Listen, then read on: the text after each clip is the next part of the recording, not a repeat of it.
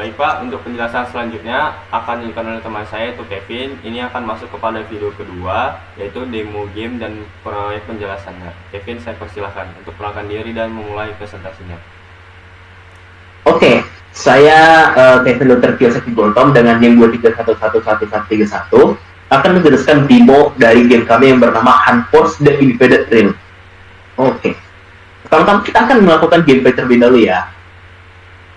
Start terlebih dahulu. Oke. Nah, di awal-awal ini kita akan ditampilkan sebuah wall.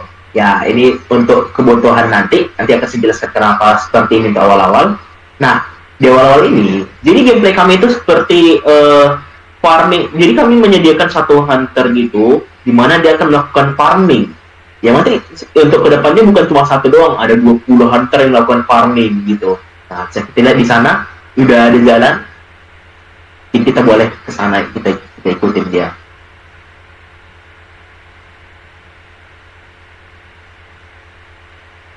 Wah, gitu deh. Set, hunter. Bisa kita lihat ya, dia setelah jadi gini, tiap hunter ini punya life cycle recovery gitu. Kalau kita lihat di sini, ini dia. Untuk sementara, jadi gini, dia ketika di Tiren ini, dia akan melakukan decaying, dia berkurang terus stamina-nya. Yang mana nanti kalau udah habis stamina, dia akan balik ke saya untuk mengisi stamina terlebih dahulu. Jadi dia akan melakukan kembali terlebih dahulu, baru apa? Begitu juga dengan lainnya, Sapiti, itu kelaparannya. Jadi dia menyerang, dia akan mengurangi kelaparannya dia menyerang. Kita lihat nih. Ups. Nah, oke. Nih, jadi dia kalau tidak mendeteksi musuh, dia akan melakukan wandering. Oke, bisa di sini. Kalau ketika habis recovering, dia akan kembali ke base-nya. Atau mungkin ke saya base-nya gitu. Nah, jadi di UTS ini kami utamakan setidaknya hunternya ini bisa melakukan farming dan kembali terlebih dahulu ke user. Bisa farming, bisa melakukan animasi. Nah, nanti untuk kedepannya kami akan menerapkan fitur boss, di mana nanti dia seperti yang dijelaskan teman saya ya dari anime spawner. Nanti bossnya nanti bisa dari pencapaian, misalnya killnya udah satu atau killnya udah dua, tiba-tiba nge-spawn nanti musuhnya tuh, bossnya tuh. Nah, kurang lebih kayak gitulah apa kami untuk tes ini. Nah, pernah nggak kepikir kayak mana sih belakang ini? Kalau kita lihat di game ini, coba kita kembali dulu. Nah, ini akan saya jelaskan kenapa untuk awal-awal gini. Jadi, di game kebanyakan yang pernah saya mainin, dia banyak ngedebug masalah nge-stuck gitu di wall, nge-stuck di apa-apanya AI-nya. Jadi, kami lama untuk meresearch bagaimana sih AI-nya ini apa supaya bisa dia melakukan fact finding ke saya. Iya benar. Coba kita lihat dulu habis dulu apanya ya. Hunternya habis dulu stamina-nya. Ini sengaja semua statnya di sini seperti the Mac-nya dan apanya itu memang saya bikin statnya tinggi terlebih dahulu demi kebutuhan untuk presentasi biar cepat itulah. Ini pun sebenarnya movement speed udah termasuk kencang. Nah, ini udah kembali dia ya. Mana return to base. Ini dari return to base harusnya. Nih. Nah, ketika dia balik sini, saya ke sini, dia akan mutar. Baru pas saya masuk sini, kita balik dulu ke scene-nya. Nah, dia akan mencari lagi pet untuk ke saya. Nanti dia akan masuk sini nih. Saya coba pilih ya. Set. Wih. Dia langsung mencari lagi, mutar lagi. Baru kalau saya ke sini,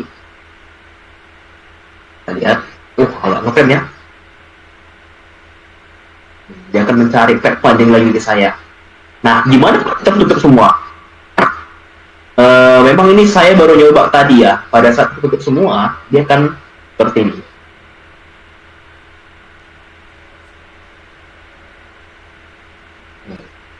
Dia akan diam. dia kan diam dia. Nah, gitu. Jadi kalau dia tidak terdeteksi objeknya itu path-nya lewat mana, dia seperti gitu. Oke. Gimana sih belakangnya itu scriptingnya? Oke, kita ke scripting sekarang. Mana itu? Oke. Oke. Untuk scriptingnya, kami menerapkan yaitu ada step-nya. Berarti kalau dia idle, dia misalnya kalau diam, nanti akan melakukan animasi idle atau diam, baru moving ke target. Berarti kalau udah terdeteksi player atau mungkin dia ada path yang bisa dituju dia, nanti dia akan moving ke target. Combat, kalau untuk urusan kalkulasi damage bertarung-tarung di sini mungkin baru return to base itu untuk mengatur dia supaya dia langsung otomatis kembali ke back. Recovery, ini step kalau dia mau recover satiety dan yang lainnya. Baru wandering, ini ketika dia udah di biome gitu, dia nge-wandering dulu. Jadi di sini itu kami tidak langsung misalnya si player hunternya ini dia nggak langsung nembak ke musuhnya gitu. Jadi kami bikin wandering dulu. Nah, untuk itu si hunter ini memiliki stat seperti ini. Hunter ini memiliki sense dan obscurity. Apa sense dan obscurity ini? Sense ini digunakan untuk jarak di mana hunternya ini nanti mendeteksi apakah ada enemy atau tidak. Obscurity ini kebalikannya, dia akan mengurangi deteksi musuh yang di sekitarnya. Jadi misalnya obscurity ini nanti pada saat di finalnya sense-nya enemy ini misalnya 50, nanti dia akan dikurangi dengan obscurity-nya ini, yang mana nanti jadinya makin kecil deteksi jarak untuk diserangnya. Kenapa gunanya ini? Ini saya terapkan supaya seperti hunter ini melakukan first attack terlebih dahulu, atau mungkin supaya lebih mengurangi jaraknya aja, seperti biar lebih fleksibel, dinamis gitu. Dari game aslinya tidak ada seperti ini, jadi saya terapkan seperti ini. Baru, lanjut lagi kita ke codingnya. Ini untuk tasknya. Di sini untuk variabel untuk dia akan tahu on active terrain apakah dia udah ngecek dia itu udah di terrain atau belum. Kalau belum di terrain, misalnya masih di kota, masih terrain sih masih biome ya. Kalau belum di biome-nya itu, nanti belum berkurang darah apanya itu stamina-nya, nggak boleh dulu berkurang. Ya dong, masa kalau nanti dia di tahun berkurang, habis lagi nggak sampai dong dia ke biome-nya. Jadi dia tunggu sampai biome dulu, baru nanti decay gitu. Baru di kualitas ini di set defaultnya non dulu. Total distance ini nanti untuk kebutuhan debugging sebenarnya kebutuhan debugging juga ini. Debug effectiveness sense, Baru ini untuk detect dia nge-layer apa yang detect itu, tag apa yang dianggap tuh enemy gitu. Scan interval ini untuk seberapa sering melakukan scanning. Lalu ini untuk zone apa sih dia sekarang ini disuruh. Dia ini lagi di biome apa yang disuruh dia. Untuk saat ini kita untuk menerapkan ini UTS ini kami untuk menerapkan satu biome dulu yang namanya invaded. Good. Untuk wander terrainnya, jadi dia hanya wander di invaded gini aja, nggak di lain-lain lagi. Kayak yang lain ada, kalau kami ada 3 ya ada 3 biome dan 1 kotanya, village pedesaannya. The invaded, the dead, sama the fallen.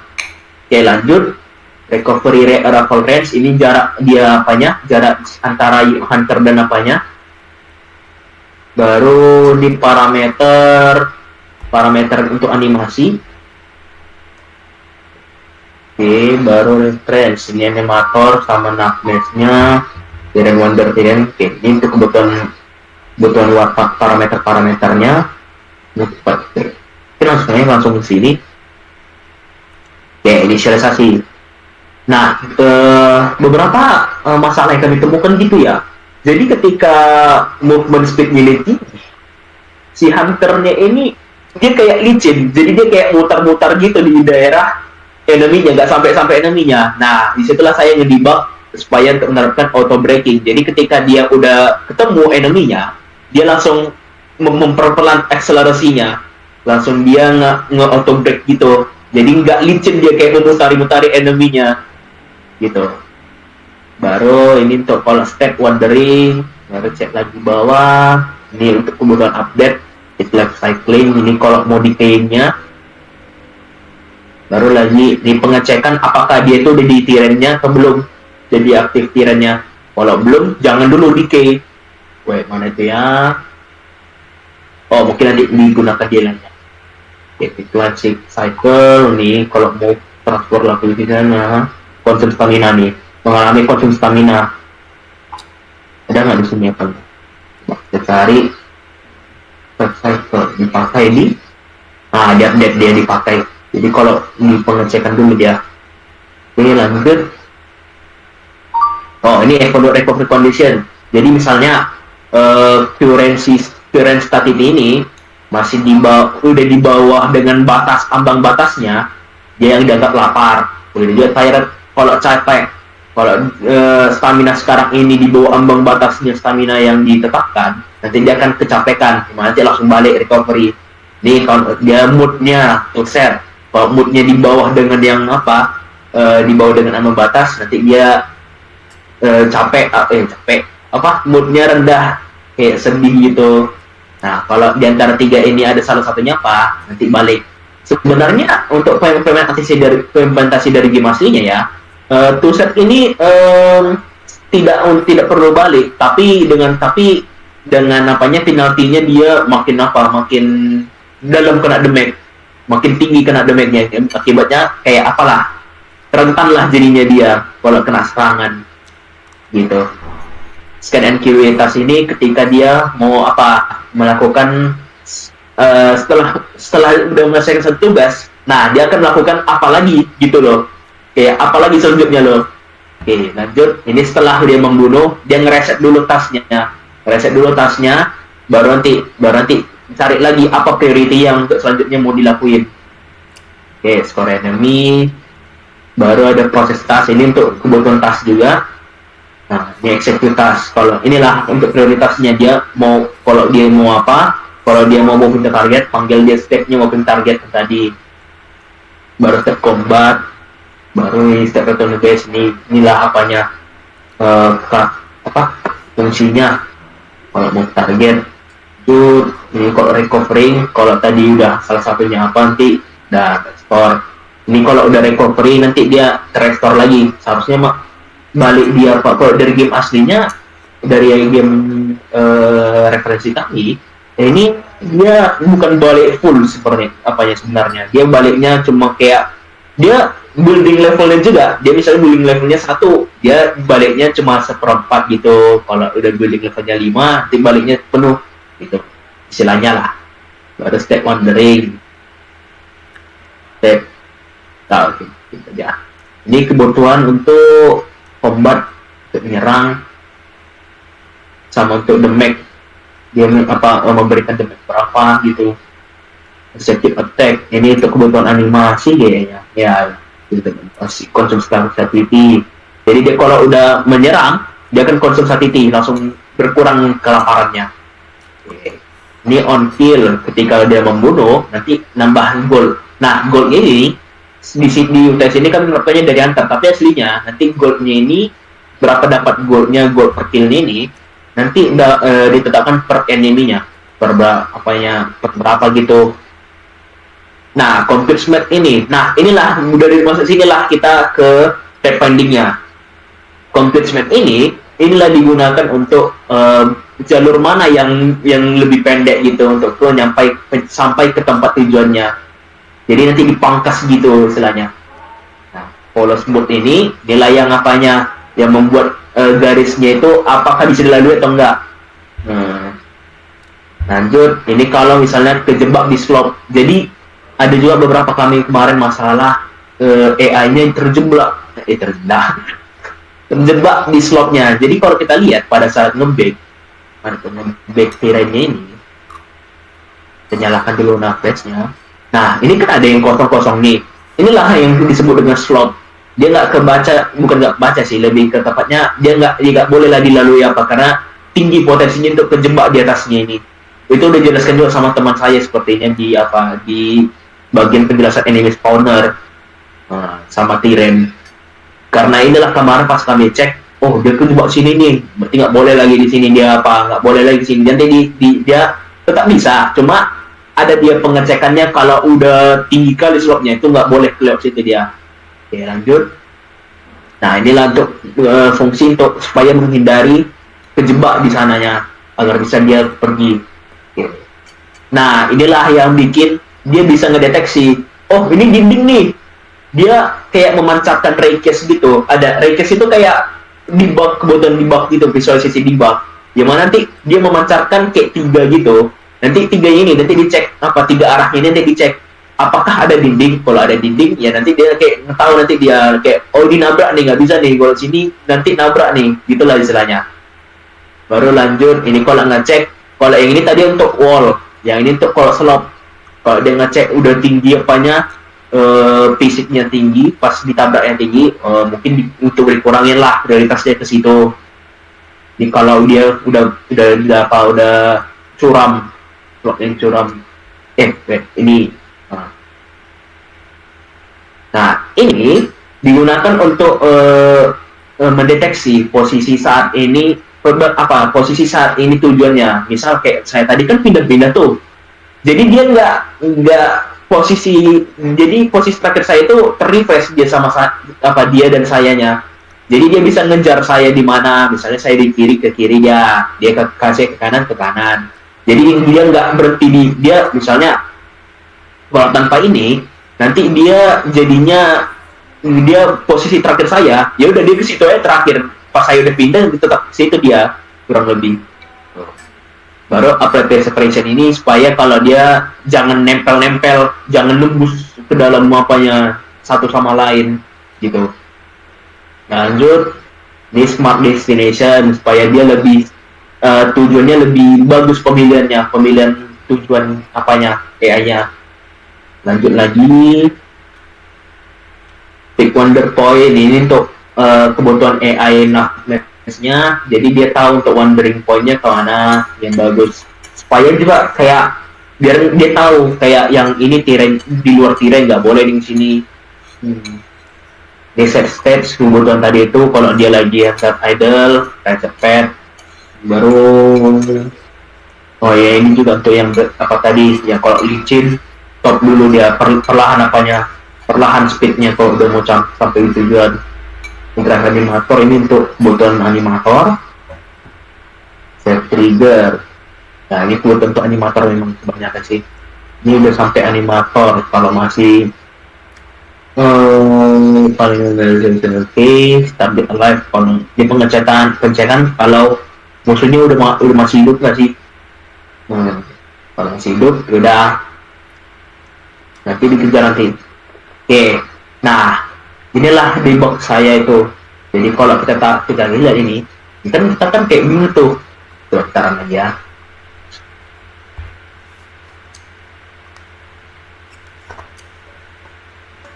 Kalau kita lihat lagi ke scene di sini, ini kan kayak ada tuh lingkaran kubah-kubah tuh. Apa sih artinya tuh? Kerja ngerti tuh orang-orang biasa tuh kayak apa sih kok lingkar-lingkar gitu. Nah, sini jelaskan tuh. Kalau yellow, mana tuh yellow? Misalnya, yellow nih posisi setelah udah final sense, udah dikurangin obscurity. Jadi inilah kalau dia sini udah masuk dia langsung ke detect, langsung musuhnya nyerang nih. Coba kita lihat ya. Nih, dia udah apa tuh? Udah dalam jarak kuningnya ini, yang kuning. Udah dia nyerang musuhnya. Nih kita coba ya. Coba yang lain lagi ya. Nih, ini masih belum dalam kuning-kuningnya kan? Kubah kuningnya, cek lagi ya, kita matikan dulu apanya.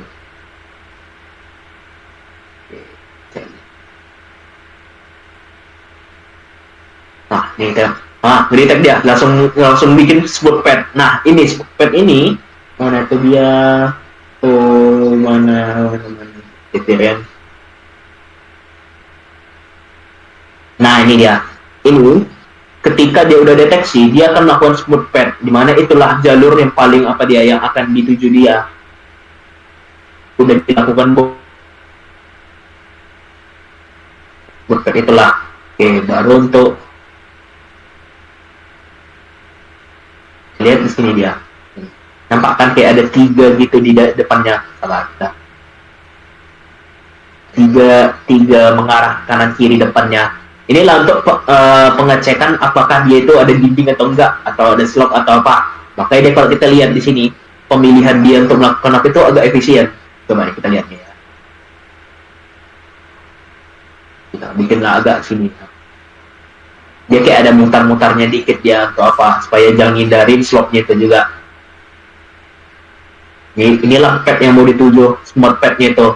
Jadi dia ke arah sini dulu nih. Coba nih kalau kita turun sini, dia akan mutar. Nah, nyari lagi smart pad yang terbaru. Set dia ke sini dulu. Nanti kalau udah ke sini nanti dia akan langsung sini nanti. Smart padnya ini nampak kan yang kayak magenta ini. Set. Oke. Selanjutnya lagi sini. Baru untuk yellow, tadi untuk yang final sense. Baru yang red ini untuk jarak serangnya.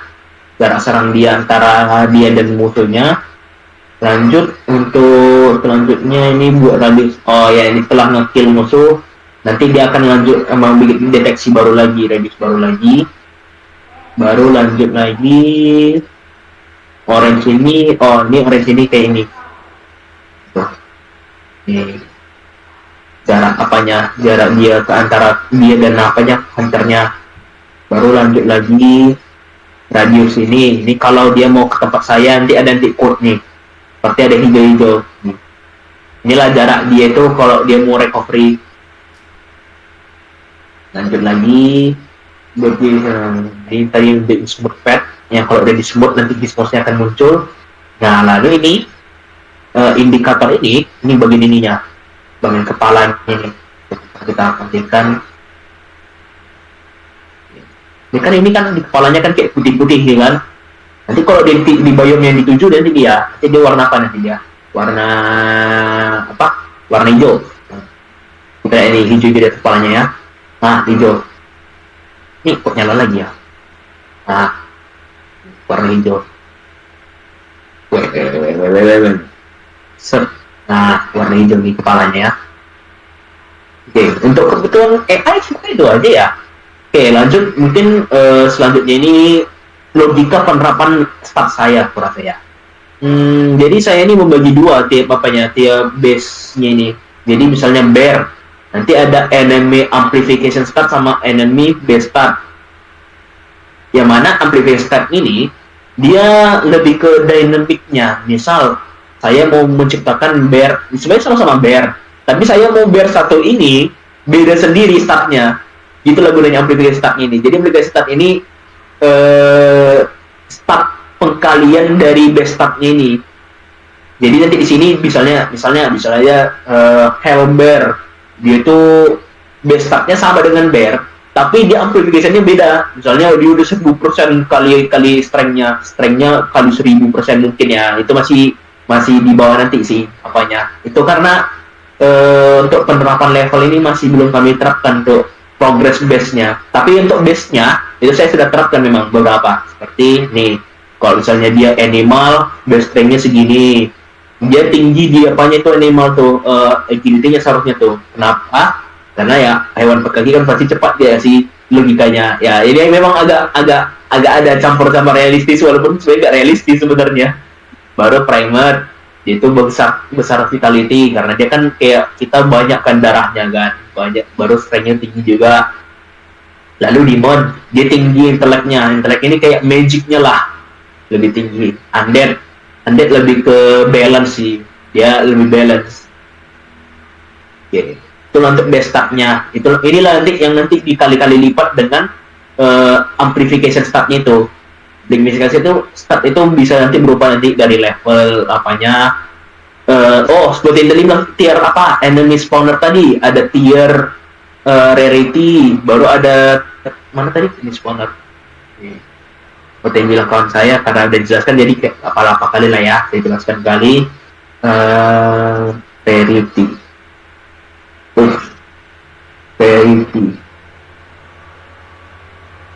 Ini rarity bisa dikali lipat ini rarity. Baru bisa lagi dari tire sih saya, tiren tire. Ini bisa dikali lipat lagi dari sini tiren apanya, atau mungkin ada sih saya terapkan juga, mungkin nanti ya saya terapkan, dia bukan per ininya aja, bukan per tier tire sama enemy rarity-nya aja yang bisa nanti di apanya, kali lipat statnya, bisa aja nanti dari sendirinya lah, misalnya kayak Herbert tadi bisa di set dynamic gitu biar nggak pala apa kali monoton kali.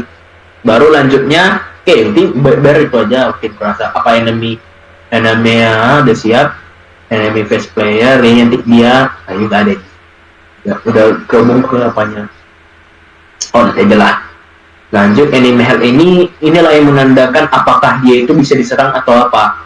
Jadi ketika dia diserang nanti bisa nantinya apa. Jadi ini kayak udah umumnya lah untuk semuanya, untuk semua. Jadi nanti di bar ini terpasang ini. Jadi misalnya kalau ada skeleton terpasang ini. Inilah yang bikin dia itu apakah dia itu enemy atau enggak, bisa take damage atau enggak gitu. Lanjut, ini enemy spawner yang dijelaskan, ini hunter AI. Nah, untuk hunter ini statnya itu kami bagi 3 itu. Saya bukan bagi 3, maksudnya ada 3 yang patokannya. Pertama ada rarity-nya, itu ada common, uncommon, rare, superior sama legendary. Heroic dulu baru legendary. Lalu untuk selanjutnya main statnya bisa aja intellect, karena kita langsung apa aja lah. Saya tunjukkan aja lah. Nah ini dia ada jobnya juga. Job itu kayak gini, bisa aja dia sorcerer, bisa aja warrior, bisa pilih job. Baru rarity tadi itulah dari common sampai legendary. Main stat, nanti main stat ini ada 3 nih, antara dia strength, agility atau intellect. Apakah dia jadi ini kebutuhan job rarity ini digunakan nanti pada saat menggacha sebenarnya juga sih. Jadi dia lebih fleksibel.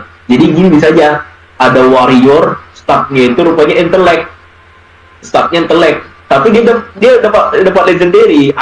Kan sial gitu gak sih, dapat legendary tapi rupanya dapatnya intellect apanya warriornya. Tapi mungkin aja ada sih nanti job advance-nya yang kira saya bikin nanti warriornya rupanya memang mainnya tuh intellect, misalnya ada sword magic atau apa gitu, magic knight. Kan keren juga ya kalau ada, tapi itu nanti mungkin buat nanti lah untuk UAS. Baru lanjut untuk penerapan levelnya apply. Jadi untuk satu hunter itu diterapkan lah ininya untuk main statnya. Gimana nanti statnya? Nah di sini saya juga ada terapkan untuk main base statnya.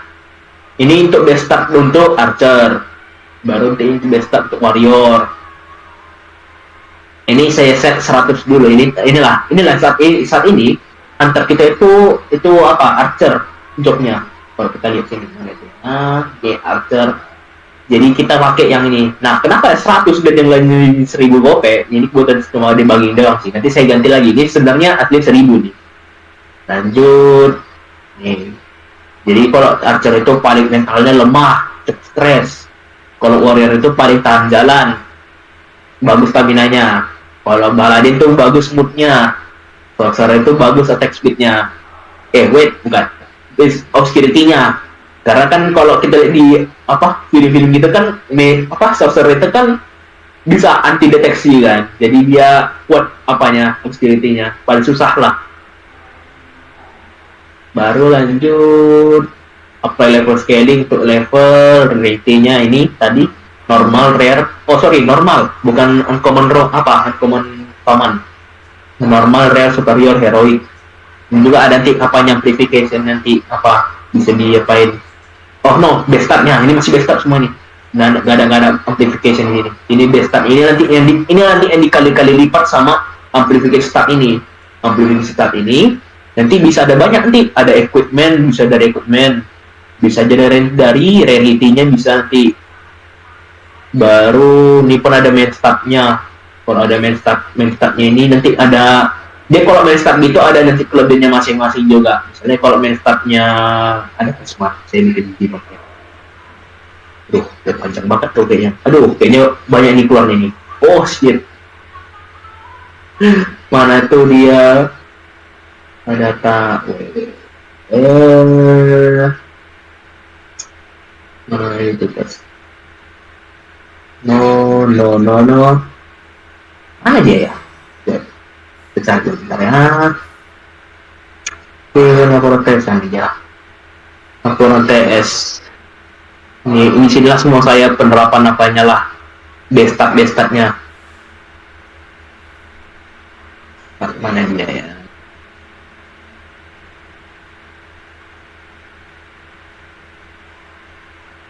Nah ini dia. Jadi kalau ada di mainstatnya strength, nanti dia lagi tick up stat tambahnya, misalnya physical damage amplification, ada damage reduction, baru ada health lagi, baru kalau misalnya ada intellect, nanti dia ada lagi tambahan amplification-nya, baru naikkan apa, baru nanti kalau agility nanti nambah lagi damage amplification, dapat hybrid penetration, karena kan agility kan lebih ke fast gitu, fast, dan apa tuh istilahnya, aduh lupa saya, accurate and precision, aduh. Baru lanjut lagi. Satu lagi. Untuk penerapan satu lagi biar apa? Biar menambah kedinamisan pergacaan. Saya menambahkan ini lagi. Contohnya emas. Ada emas. Jadi emas ini tiap pergacaan itu nanti dapatnya berbeda-beda. Yang mana emas ini digunakan untuk movement speed. Jadi movement speed ini berdasarkan massnya, agak diskriminasi tapi oke lah, itu yang bikin dinamis. Jadi misalnya tidak dapat baguskan, dapat warrior, baru statnya strength, baru legendary, tapi tinggi massnya, yang mana dia bikinnya berat, jadinya lambat, jadinya lambat serangannya. Tapi bukan dari itu aja sih, nanti dia kalkulasinya ada tuh roll massnya akhirnya. Nih, jadi kalau archer itu 3-20 bobotnya, warrior itu 10-30, paladin itu 15-35, baru sorcerer 8-15. Nanti emas terakhirnya itu mana itu ya, dia emas ini untuk nge-apply ke rigid body-nya biar sesuai, karena kemarin pas saya cek dia emas rigid body sama emas ini nggak sesuai, jadi inilah penyesuaiannya. Kayaknya di deh, amplification cuma ada emas. Nah ini dia strength, baru semua belum dikalikan strength. Nggak di bawah saya emas. Nah ini dia raw movement speed, raw speed multi. Ini dia gini, dia bukan cuma dari emas langsung dibagi gitu jadi speed. Jadi caranya itu 50% dari final strength, baru 30% dari final agility, baru 20% dari endurance-nya, dibagikan dengan mass-nya. Itulah apanya, itulah jadinya movement speed-nya. Gitu. Nah, ini itu aja sih untuk step. Baru, untuk animasi. Oke. Untuk animasi diterapkan kawan saya itu Apis ya. Itu kemarin dia menerapkan logikanya aja, jadi saya yang masang parameternya. Oke, bisa kita lihat. Untuk sementara dijelaskan kayaknya ya, animasinya untuk animatornya untuk hunter dan untuk player itu disamakan terlebih dahulu, karena kami kemarin nyari nggak ada yang gratisan apanya animatornya, jadi ya udah sementara ini aja lah dulu, samakan aja dulu. Nah ini bisa kita lihat ya, coba kita bikin gear di sini, baru kita cek nih. Jadi kalau si player, kita bikin animator playernya aja deh. Player kalau nih saat ini kita lagi default movement tree. Di mana apa itu default movement tree? Dalamnya itu ada walk forward. Jadi kalau saya maju best player, jadi kalau saya maju dia akan melakukan kayak ada apa gitu masih. Baru kalau misalnya saya lagi lompat nah ada nanti ketahuan nanti dia animatornya dia lagi ngapain. Down. Ini kenapa sih bro ini? Nah udah pergi ya. Nah baru lanjut, misalnya kalau mau nyerang, punch left, punch right, punch left, punch right, baru jumping. Untuk logika apa ini ya, saya menerapkan satu realistis juga ya. walaupun nggak realistis sih sebenarnya. Mana itu dia, di script sebenarnya, di script player movement. Oh, ini. Nah ini, jadi misalnya dia itu gini, jadi kalau dia itu melebihi dari suatu tinggi gitu, dia akan melakukan animasi paling. Jadi instead kami menggunakan move apa lompatnya langsung animasi lompat gini, ya ada dia kemarin di sini karena animasi dari Blink Art Animation Movement. Nah, jump. Ini. Instead kami menerapkan yang menurut apa ini, lompat langsung semua jatuh dan naiknya, jadi kami menerapkan gini. Mana tuh dia? Jam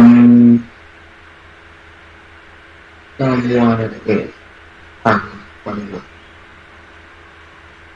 Jam mana ini contohnya? Di sini terasa.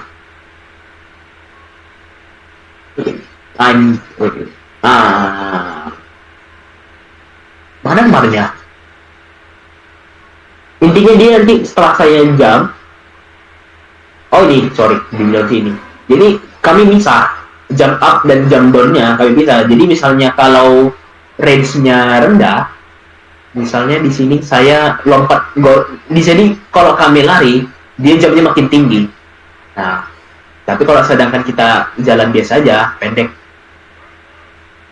Jadi kalau pendek gini, nggak perlu tuh animasi falling. Jadi gini, nggak perlu falling gini. Jadi ini kebutuhannya kalau misalnya saya turun dari tebing tinggi, ini dari tebing dari di atas dinding ini, keluar animasi falling. Kalau kita lihat, mana tuh print nih falling loop, set, jalan falling loop. Sedangkan kalau saya biasa aja, nggak keluar dia. Jadi kalau ada batas thresholdnya gitu, kalau tingginya ada di lebih ini, nanti akan mengeluarkan animasi falling supaya kebutuhan apa aja sih, supaya lebih kompleks aja sebenarnya apanya movementnya. Dan ini semua sebenarnya ya itu nggak ada ngambil dari aset gitu. Rata-rata memang semua script saya ini bantuan dari AI semua memang. Jadi saya ngasih perintah, saya sebenarnya mau bisa gini, bisa falling low. Kayak mana ya tapi caranya ya, telah dijelaskan dia kalau butuh threshold, taruh aja thresholdnya, batasnya. Jadi kalau lebih dari tinggi dari ini, ya udah nanti pasang nanti falling low-nya. Dan ini semua rata-rata gitu terus penerapan apanya. Jadi saya siapkan lah, misalnya ini berapa stepnya, berapa gininya. Nah, itu berapa ini nanti yang apa nanti dibantu nanti untuk logikanya, oh bikin kayak gini aja. Nah, jadi semua dari termasuk kamera, termasuk movement itu nggak ada ngambil dari aset dari United atau dari manapun. Itu murni semua memang buatan asli, originally ya. Ya dan mungkin itu segitu aja sih Pis. Mungkin ya gitu aja penjelasan dari demo kami ini. Oke, terima kasih. Saya serahkan kembali kepada Apis. Peace. Oke, baik. Apakah sudah selesai presentasi Kevin?